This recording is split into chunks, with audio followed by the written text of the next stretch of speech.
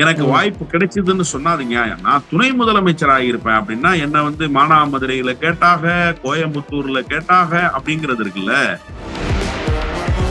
திராவிட முன்னேற்ற கழகத்தின் மீது கல்லெறிகிற வாய்ப்பு கிடைத்தால் வாராங்கல்லை தூக்கி எறிகிற வேலையை வைகோ எப்போதும் செவ்வனேர் செய்வார். இந்த நார்மலைஸ் பண்ற புரோக்கரேஜ் வேலை இருக்குல்ல, அந்த புரோக்கர் யாருன்னா தமிழ்நாட்டிலேயே வைகோ தான் நம்பர் 1 புரோக்கர். விஜய்க்கு பக்கபலமாக இருக்கிற ஆதவ் அர்ஜுன் டெல்லிக்கு போல, புஷ்ணி ஆனந்த் டெல்லிக்கு போல, விஜயோட டெல்லிக்கு போனது யாரு தெரியுமா? வைகோவினுடைய மகன் கட்சி நாடாளுமன்ற உறுப்பினர். ஆண்டுதோறும் எண்ணற்ற மருத்துவ மாணவர்களை உருவாக்கி வரும் நாமக்கல் குறிஞ்சி அகாடமியில் 1 வருட சிறப்பு நீட் ரிப்பீட்டர் பயிற்சி தமிழ் மற்றும் ஆங்கில வழி வகுப்புகள் தனித்தனியாக வருகின்ற 4/6/2026 முதல் தொடங்குகிறது. உலக தமிழர்களுக்கு வணக்கம். இது கிங் டிவி. இன்றைய நிகழ்வில் நம்மோடு திராவிட வெற்றி கழகத்திலிருந்து முதன்மை செயலாளர் தோழர் வல்லம்பசன் இணைகிறார். வணக்கம் தோழர். வணக்கம். திமுகவும் அதிமுகவும் கூட்டணி வைப்பதை அதிமுகவில் இருந்து பலர் விரும்பவில்லை. எனவே அதிமுக எம்எல்ஏக்கள் வெளியே வந்ததும் இனியும் வருவார்கள் அப்படின்னு அமைச்சர் இன்றைக்கு பேசியிருக்கிறார் திரு சி.டி. நிர்மல்குமார் அவர்கள். இது எப்படி தோழர் பாக்குறது? அதிமுகவும் திமுகவும் கூட்டணி வைப்பதற்கு முயற்சித்தது என்று சொல்லப்படுகிற செய்தியே ஒரு ஊதி பெரிதாக்கப்படுகிற பிம்பம் தான். துவக்கத்திலேயே அண்ணன் மு.க. ஸ்டாலின் அவர்கள் இதற்கு முற்றுப்புள்ளி வைத்து விட்டார். அவர் மிக தெளிவாக சொன்னார், தாவேக ஆட்சி அமைப்பதை நாங்கள் ஒருபோதும் தடுக்கப் போவதில்லை. ஒரு பலமான எதிர்க்கட்சி என்கிற நிலையிலிருந்து தமிழ்நாட்டுக்கு திமுக ஆற்ற வேண்டிய கடமையை உறுதியாக ஆற்றும் என்று சொல்லிவிட்டார்.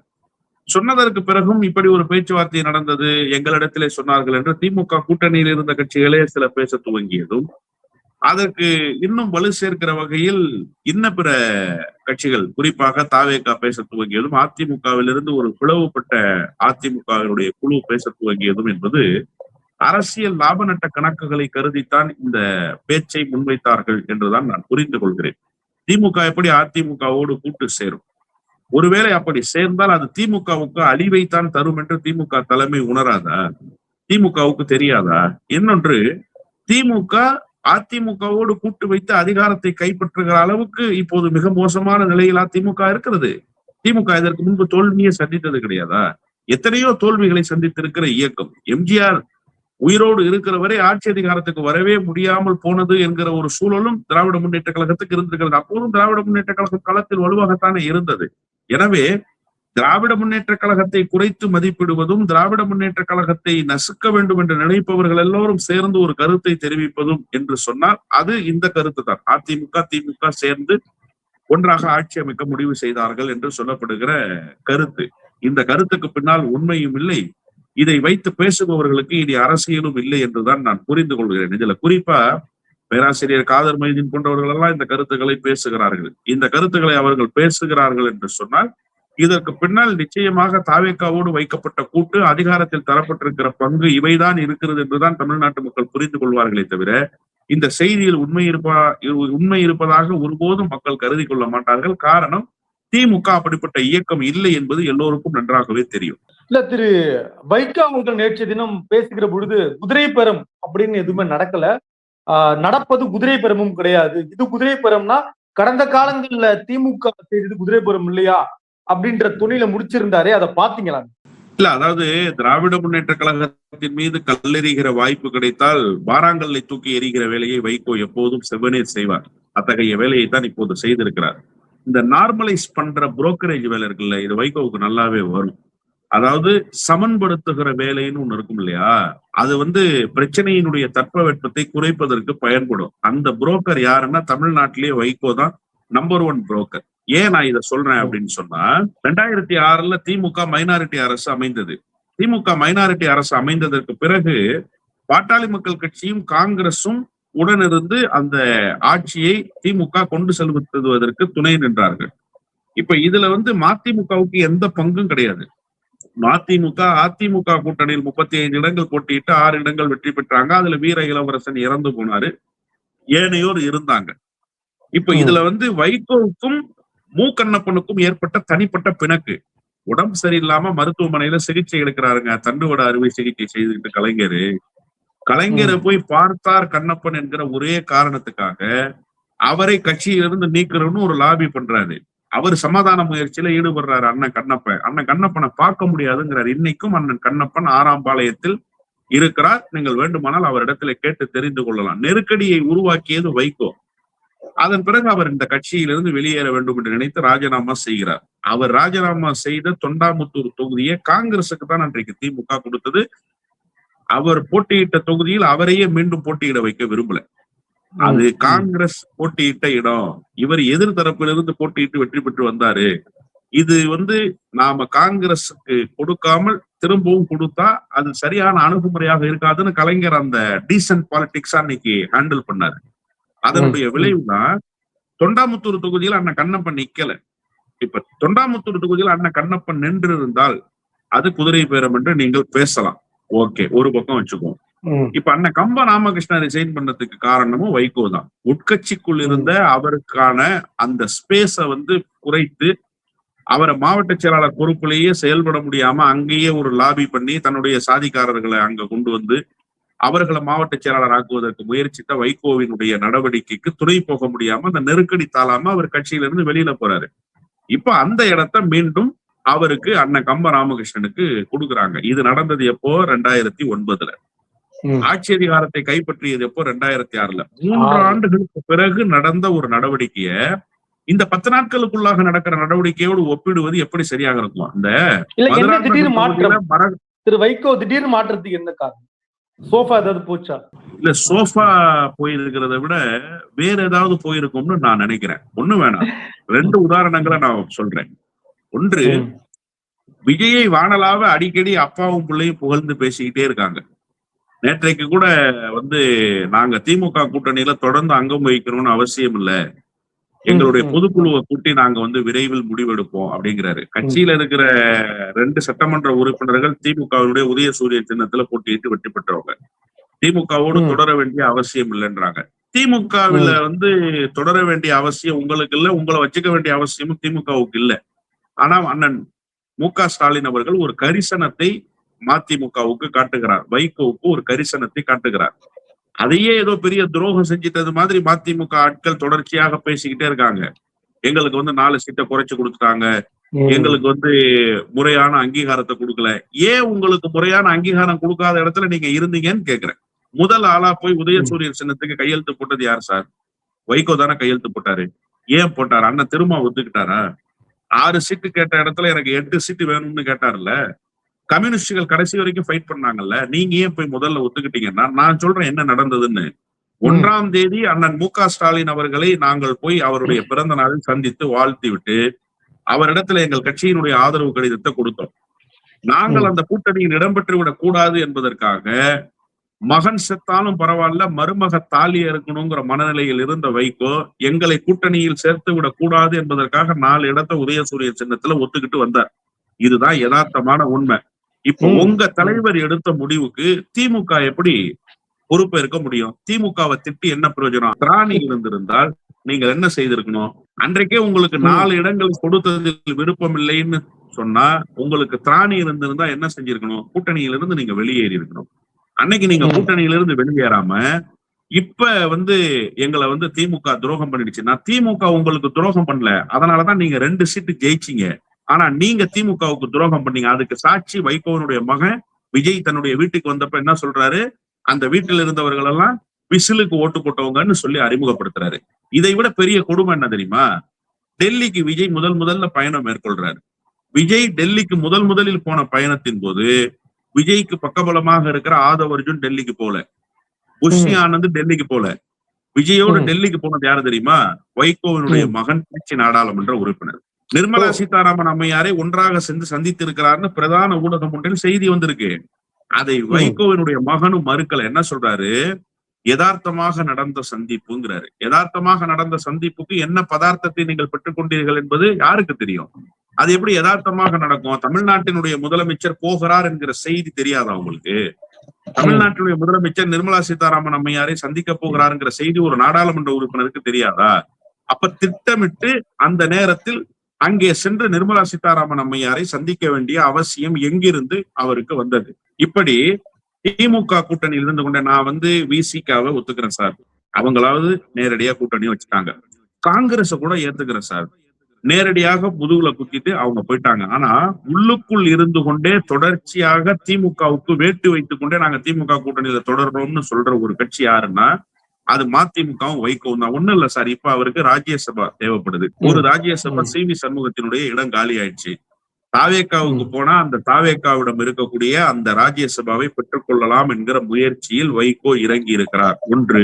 இன்னொன்று, திமுக கூட்டணியிலிருந்து வெளியேறணும்னு அவருடைய மகன் அழுத்தம் கொடுக்கிறார். தொடர்ச்சியாக துவக்கத்திலிருந்தே அவருக்கு அதான் எண்ணம்.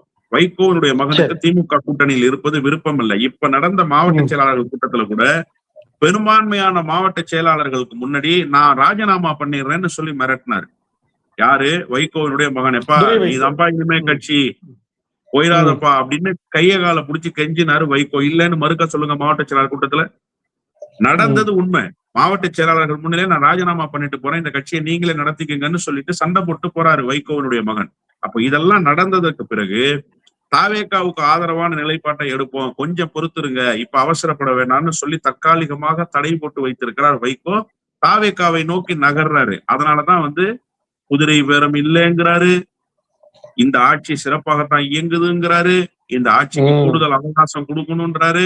இவர் ஒரு பக்கம் என்ன சொல்றாருன்னா பொதுமக்களுடைய மனநிலையிலிருந்து நான் கருத்து தெரிவிக்கிறேங்கிறார் வைகோவினுடைய மகன்.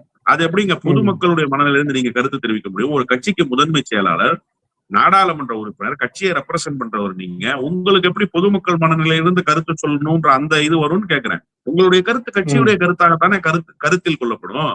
அப்போ தாவேகா கூட்டணியில் இடம்பெறுவதற்கு மெல்ல மெல்ல தூது விட்டு கொண்டிருக்கிறார்கள். அவர்களுக்கு திமுக கூட்டணியில் இருந்து கொண்டே துணை நிற்கிறார்கள் என்பதுதான் இப்போது வைகோவுக்கு இருக்கக்கூடிய நிலைப்பாடு. உறுதியாக மதிமுக திமுகவிலிருந்து வெளியேறது உறுதியா சொல்றேன். கிட்டத்தட்ட நடந்துருமா? வாய்ப்பு இருக்கு.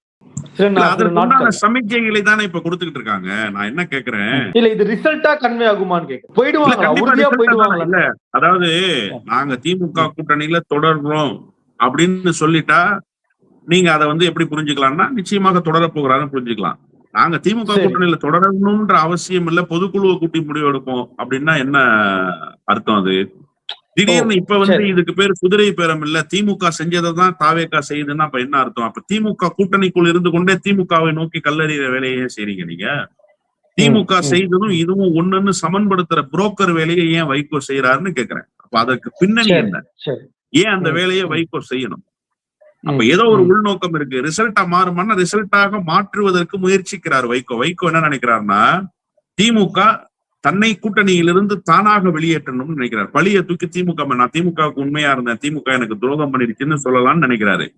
அண்ணன் மு.க. ஸ்டாலின் அதுக்கு இடம் கொடுக்க மாட்டாரு. போறியா, தாராளமா போயிட்டு வா, நான் வெளியேற்றிட்டேன்னு சொல்லி ஊர் பூரா பிரச்சாரம் பண்ணிட்டு தெரியாது. அந்த வேலையை நான் செய்ய மாட்டேன், இருந்தா இரு, போனா போன்ற மனநிலையில் அவர் இருக்காரு. அவரா கழுத்தை பிடிச்சி வெளியில தள்ளுற வரைக்கும் நம்ம இங்க உட்கார்ந்து இருந்துட்டு இங்க என்னென்ன வேலையை செய்ய முடியுமோ அந்த வேலையை செய்யலாம்னு சொல்லிட்டு இது ஒரு கண்காணி வேலைக்கு சமம். திமுக கூட்டணியில இடம் பெற்றுக்கொண்டு மெல்ல விஜயை நோக்கி காதல் வலை வீசுவது, ஆசை வார்த்தைகளை தொடுப்பதுங்கிறது ஒரு அயோக்கியத்தனம் இல்லையா? அது என்ன ஆத்துல ஒரு கால் சேத்துல ஒரு கால்? அந்த கட்சியில இருக்கிறவங்களுக்கே ஒரு அயற்சி வந்துடாதா? அந்த கட்சியில இருக்கிறவங்களுக்கே ஒரு சோர்வு மனநிலை வந்துடாதா? கட்சியினுடைய துணை பொதுச் செயலாளர் நேரடியா விமர்சிக்கிறாங்க திமுகவை. திமுக கூட்டணியில் இருப்பது தவறுன்னு அந்த கட்சியில இருக்கிற துணை பொதுச் செயலாளர் சொல்றாங்க. திமுக கூப்புல உட்கார்ந்ததுக்கு நாங்க தான் காரணம், நாங்கெல்லாம் தாவேகாவுக்கு வேலை செஞ்சோம்னு திமுகவுல எதிர்ப்பு மனநிலையில இருந்த மதிமுகவுடைய தோழர்கள் எழுதுறாங்க. நீங்க கேட்டீங்களா? ஒரு வார்த்தையாவது கண்டிச்சீங்களா? அப்ப என்ன அர்த்தம்? இந்த கூட்டணியில் இருந்து கொண்டே கழுத்து இருக்கிற வேலையை யாரு செய்யறது? வைகோ தானே செய்து கொண்டிருக்கா. அப்ப இதெல்லாம் ரிசல்ட்டா மாறத்தானே வேணும். அவர் ஒரு தருணத்துக்காக காத்திருக்கிறார். அந்த தருணம் கிடைத்தால் வெளியேற வேண்டும் என்று அவர் நினைக்கிறார். ஆனால் நான் மு.க. ஸ்டாலினை பொறுத்தவரை அந்த வாய்ப்பை கொடுத்து விடக் கூடாது என்பதில் உறுதியாக இருக்கிறார். அப்படித்தான் நான் புரிந்து கொள்கிறேன். தேமுதிக பொதுச் செயலாளர் திருமதி பிரேமலதா அவர்கள் உள்ளபடியே தேர்தலுக்கு பிந்தைய இந்த கூட்டணி மாற்றம் என்பது தலைகுனிவு அப்படின்றாங்க. நாங்க தேர்தலுக்கு முன்னாடி என்ன கூட்டணியில் இருந்தோமோ அதே கூட்டணியில் தேர்தலுக்கு பின்னால் தொடர்கிறோம். ஆனால் இந்த குதிரை பேரம் இதெல்லாம் பாக்குறப்ப தலைகுனிவாக இருக்குது அப்படின்றாங்க. எங்களுக்கும் சோஃபா வரல, நாங்க அதனால அதை பத்தி பேச வேண்டிய அவசியம் இல்லைன்னு சொல்றாங்க. நினைத்திருந்தால் துறை முதல்வர் ஆகலாம் அப்படின்றாங்க. இதெல்லாம் என்ன தொடர்? இதெல்லாம் என்ன? இல்ல, அதாவது தேமுதிக ஒரு பக்கத்துல திமுக கூட்டணியில் உறுதியாக இருக்கிறது என்பதில் மகிழ்ச்சி தான். ஆனா என்னன்னு கேட்டீங்கன்னா, நீங்க ஒரு பக்கம் நாங்க உறுதியா இருக்கிறோம்னு சொல்லிட்டு, இன்னொரு பக்கம் சீச்சி இந்த பழம் புளிக்குங்கிற கதையா பேசுறதுங்கிறது தான் வருத்தத்துக்குரிய செய்தி. அதாவது சரி. பில்டப் வந்து ஓரளவுக்கு குடுக்கலாம். ரொம்ப பில்டப் குடுக்க கூடாது. இருக்கிறது ஒரு எம்எல்ஏ. எங்களுக்கு துணை முதலமைச்சர் பதவியே கிடைச்சிருக்கும். நான் ஒரு சின்ன கம்பேரிசன்குள்ள போறேன். நான் வந்து அந்த கட்சியை குறைத்து மதிப்பிடல. அந்த கட்சியை காயப்படுத்தணும்னு நினைக்கல. எனக்கு வந்து ஒரு சாதாரண பார்வை ஒண்ணு இருக்கு. என்ன அப்படின்னா, சீமானுக்கு ஒரு சட்டமன்ற உறுப்பினர் கூட கிடையாது. சீமான போய் விஜய் பார்த்தார் இல்லையா? வைகோவுக்கு ஒரு சட்டமன்ற உறுப்பினர் கூட கிடையாது. வைகோவை போய் விஜய் பார்த்தார் இல்லையா? எதிர்த்தரப்புல போட்டியிட்டு வெற்றி பெற்ற, அவர் நமக்கு சட்டமன்ற உறுப்பினர்களை கொடுக்க மாட்டார், ஆதரவு தர மாட்டார் என்று தெரிந்த அன்புமணி ராமதாஸை போய் பார்க்கிறார். ஏன் பிரேமலதா வந்து விஜய் பார்க்கல? ஏன் பிரேமலதா வந்து விஜய் பார்க்கல? பார்த்திருக்கணும் தானே? இண்டிவிஜுவலா வெற்றி பெற்றிருக்கிற எல்லாரையும் போய் பார்த்துட்டார் சார் அவரு. தனிச்சின்னத்தில் வெற்றி பெற்ற எல்லாரையும் போய் பார்த்துட்டாரு. ஒரே ஒரு கட்சி தனிச்சின்னத்துல வெற்றி பெற்ற கட்சியை மட்டும்தான் அவர் பார்க்கல. அது தேமுதிகவை பார்க்கல. ஏன் அவர் பார்க்கல? எதனால? ஏற்கனவே விஜய்க்கு விஜயகாந்த் மீதும் விஜயகாந்த் கட்சியின் மீதும் இருக்கக்கூடிய அந்த பாரதூரமான மனநிலையின் காரணமாக பார்க்கல. விஜயகாந்த் மரணத்தின் போது விஜய் போனார் சார். காலனியை தூக்கி விஜயின் மீது வீசினார்கள். ஏன் வீசினார்கள்னு திரைத்துறையில இருப்பவர்களை கேட்டாதான் சொல்லுவாங்க. எனக்கு அது தெரியாது. அது அரசியல் இல்லை, அது திரைத்துறை சம்பந்தப்பட்ட விவகாரம். அது இப்போதும் தொடர்கிறது. அந்த அடிப்படையில் அவர் இவங்களை வந்து சந்திக்கல. இந்த சந்திப்புக்கு பின்னால் இருந்த, சந்திப்பு நிகழாமல் போனதற்கு பின்னால் இருந்த காரணம் இவ்வளவுதான். இப்ப சந்திக்கவே விரும்பாத ஒருவர் இவங்க ஆதரவை பெறணும்னு எப்படி விரும்பி இருப்பாரு? அதை நீங்க பேசினா நியாயம். எனக்கு வாய்ப்பு கிடைச்சதுன்னு சொன்னா அது நியாயம். நான் துணை முதலமைச்சராக இருப்பேன் அப்படின்னா என்ன வந்து மானாமதுரையில கேட்டாக, கோயம்புத்தூர்ல கேட்டாக அப்படிங்கிறது இருக்குல்ல. இது வந்து ரொம்ப எக்ஸாகரேட் பண்ணி நீங்க சொல்றீங்க. இதை நாட்டு மக்கள் நம்ப மாட்டார்கள்னு சொல்றேன் சார். நீண்ட நாட்களுக்கு பிறகு அந்த கட்சிக்கு ஒரு சட்டமன்ற பிரதிநிதித்துவம் கிடைச்சிருக்கு. அந்த கட்சி அரசியல் களத்துல நீண்ட நாட்களுக்கு பிறகு ஒரு வலிமையான கட்சியாக மீண்டும் நின்றுருக்கு. நீங்க 2016 மக்கள் நல கூட்டணியில வைகோ பேச்சை கேட்டு வந்து விஜயகாந்த் நட்டாத்துல போய் நின்னாரு தெரியுமா? அதன் பிறகு 10 ஆண்டுகள் அந்த கட்சிக்கு தொடர் இறக்கம் தான். வைகோவை நம்பி போனா இதுதான் நடக்கும். ஏற்கனவே டி ராஜேந்தர் சொன்னாரு, வைகோல கூட நம்பி போலாம், வைகோவை நம்பி போகாதீங்க அப்படின்னு சொன்னாரு. அது மாதிரி அவரை நம்பி போனதினுடைய விளைவு 10 ஆண்டுகள் அந்த கட்சி தொடர் சரிவை சந்திச்சு இப்பதான் ஒரு சரியான முடிவெடுத்து ஒரு நல்ல கூட்டணியில் இடம்பெற்று ஒரு அங்கீகாரத்தை பெற்றிருக்காங்க. அந்த கட்சிக்கு மீண்டும் ஒரு புத்துயிர் தரப்பட்டிருக்கு. அதுவும் விஜயகாந்தினுடைய மறைவுக்கு பிறகு அந்த கட்சிக்கு ஒரு புத்துயிர் கிடைச்சிருக்கு. இதை மெயின்டைன் பண்ணி நாங்க வலிமையா இருக்கோம்னு சொல்லி போங்க. அதுல ஒரு நியாயம் இருக்கு. எங்களை துணை முதலமைச்சர் ஆக்கி இருப்பாங்க நான் கேட்டிருந்தா அப்படிங்கறதெல்லாம் வந்து ரொம்ப உங்களை நீங்களே வந்து மிக உயர்ந்த இடத்தில் வைத்துக் கொள்வது. அத்தகைய நிலைமை தமிழ்நாட்டு அரசியல் களத்தில் இல்ல. உங்களுக்கு அவ்வளவு பெரிய வலிமையில் ஒருவேளை 10 சீட்டு 15 சீட்டு ஜெயிச்சிருக்கிறாங்க அப்படின்னா நிச்சயமா அந்த வாய்ப்பு வந்திருக்கும். நான் இல்லைன்னா மறுக்க மாட்டேன். ஒரு சீட்டுக்கு அந்த வாய்ப்பு எப்படி வரும்? 5 சீட்டு வெற்றி பெற்ற காங்கிரஸுக்கே அந்த வாய்ப்பு வரல. கட்டாயம் கூட்டணிக்குள் கொண்டு வர வேண்டும் என்று விரும்பிய ஐயுஎம்எல்க்கு அந்த வாய்ப்பு வரல, விசிகாவுக்கு அந்த வாய்ப்பு வரல. அவங்க எல்லாம் 2 சீட்டு வச்சிருந்தாங்க. அவங்களுக்கே ஒரு சாதாரண போர்ட்போலியோ தான் கிடைச்சது. பெரிய போர்ட்போலியோ எல்லாம் ஒண்ணும் கிடைக்கல. காங்கிரஸுக்காவது உயர்கல்வி அமைச்சகம் கிடைச்சது, இவங்களுக்கு அது கூட கிடைக்கல. அப்போ உங்களுக்கு எப்படி துணை முதலமைச்சர் பதவி கிடைக்கும்னு நீங்க சொல்றீங்க? இதெல்லாம் நாட்டு மக்கள் பார்க்க மாட்டாங்களா? நாட்டு மக்கள் சிரிப்பார்கள் என்கிற அந்த எண்ணமாவது உங்களுக்கு வர வேண்டாமா? எனவே பிரேமலதா அம்மையார் அவர்களுடைய நிலைப்பாட்டை நான் பாராட்டுகிறேன். உறுதியாக நிற்கிறார். அதில் ஒன்று மாறுபட்ட கருத்து இல்லை. அதற்காக அவர் சொல்கிற எல்லா செய்தியும் கேட்டுக்கொள்ள வேண்டும் என்கிற அவசியம் இல்லை. அப்படி ஒரு சூழல் தமிழ்நாட்டு அரசியல் களத்தில் இல்லை. தொடர்ந்து ஆளுநர் மாளிகை, அதாவது மக்கள் மாளிகையில திருவள்ளுவருக்கு எதிரான, அதாவது திருவள்ளுவருடைய நேர் எதிர் சித்தாந்தத்திற்கு எதிராக அவரை கொண்டு போய் ஒரு இந்து அடையாளப்படுத்துறத கடந்த காலங்கள்ல திமுக உட்பட பல அமைப்புகள் கண்டித்தாலும் இன்றைக்கு இருக்கக்கூடிய ஆளும் கட்சி அதுல ஒரு மௌனமா இருக்காங்க. அதுக்கு என்ன காரணம்? அவங்களுக்கு என்ன பண்றதுன்னு புரியல. அவங்கதான் வந்து தமிழ்தாய் வாழ்த்து பாடுவதற்கே போய் அனுமதியை டெல்லியில கேட்டுட்டு வரணும்னு நினைக்கிறாங்களே. அப்ப டெல்லியில அனுமதி கேட்டு விட்டுத்தான் தமிழ்தாய் வாழ்த்து பாட முடியும் என்று கருதுபவர்கள் திருவள்ளுவருடைய சித்தாந்தம் என்ன என்று புரிந்து கொள்வதற்கு இன்னும் அவகாசம் எடுக்கும் தானே. அவங்களுக்கு முதல்ல தங்கள் கையில் இருக்கிற அதிகாரத்தினுடைய வலிமை என்னங்கிறதே தெரியல சார். அப்புறம் தானே சார் அவங்களுக்கு திருக்குறள் பத்தியும் திருவள்ளுவர் பத்தியும் தெரிய வரும். உண்மையிலேயே விஜய் என்ன நினைச்சுக்கிட்டு இருப்பாருன்னா, திருவள்ளுவர் சனாதனி தான் போல, அவர் ஒரு இந்து மத போதகர் மாதிரி, அதனாலதான் அப்படி வந்து ஒரு மாதிரியா உட்கார்ந்துருக்காரு அப்படின்னு அவர் நினைச்சுக்கிறாருன்னு நினைக்கிறேன். அதனால அவர் எதிர்வினை ஆற்ற மாட்டார். கடந்த காலத்தில் இதே போல ரவி செய்த போது வலிமையாக தன்னுடைய கண்டனத்தை பதிவு செய்த இயக்கம் திராவிட முன்னேற்ற கழகம். ஆனா இன்றைக்கு ரவி இத்தகைய வேலையை செய்தார் என்று திமுக இந்த நாட்டு மக்களுக்கு அம்பலப்படுத்திய இடத்தில் யார் இருக்கான்னா தாவேக்கா இருக்கு. ஆனா தாவேக்கா இந்த நாட்டு மக்களுக்கு அம்பலப்படுத்துகிற வேலையும் செய்யல, கண்டனம் தெரிவிக்கிற வேலையும் செய்யல. அப்படின்னா தாவேக்காவுக்கு இதனுடைய வழி என்ன, வேதனை என்ன என்பது புரியவில்லை. திருவள்ளுவரை எந்த அடையாளத்துக்குள் அடைக்க பார்க்கிறார்கள் என்கிற சூட்சமம் அவர்களுக்கு புரியவில்லை, அல்லது புரிந்தும் அடிமை சேவகம் புரிவதை போல புரிந்து கொண்டிருக்கிறார்கள் என்றுதான் நான் பார்க்கிறேன். கூட இருக்கவங்க எடுத்து சொல்ல மாட்டாங்களான்ற, முதல்வருக்கு எடுத்து சொல்ல மாட்டாங்களான்ற, செங்கோட்டையன் மாதிரியான ஆட்கள் அருகே இருக்காங்களே எடுத்து சொல்ல மாட்டாங்களா? இல்ல, அதாவது அவர்கள் எல்லோரும் எடுத்து சொல்கிற நிலையில் இல்லை என்றுதான் நான் புரிந்து கொள்கிறேன். காரணம் என்ன அப்படின்னு கேட்டீங்கன்னா, இந்த அதிகாரத்தை கையில் வைத்திருக்கிற விஜய் யாருடைய குரலுக்கும் செவிமடுக்கிற தலைவராக இல்லை. ஆண்டுதோறும் எண்ணற்ற மருத்துவ மாணவர்களை உருவாக்கி வரும் நாமக்கல் குறிஞ்சி நீட் அகாடமியில் ஒரு வருட சிறப்பு நீட் ரிப்பீட்டர் பயிற்சி தமிழ் மற்றும் ஆங்கில வழி வகுப்புகள் தனித்தனியாக வருகின்ற 4/6/2026 முதல் தொடங்குகிறது.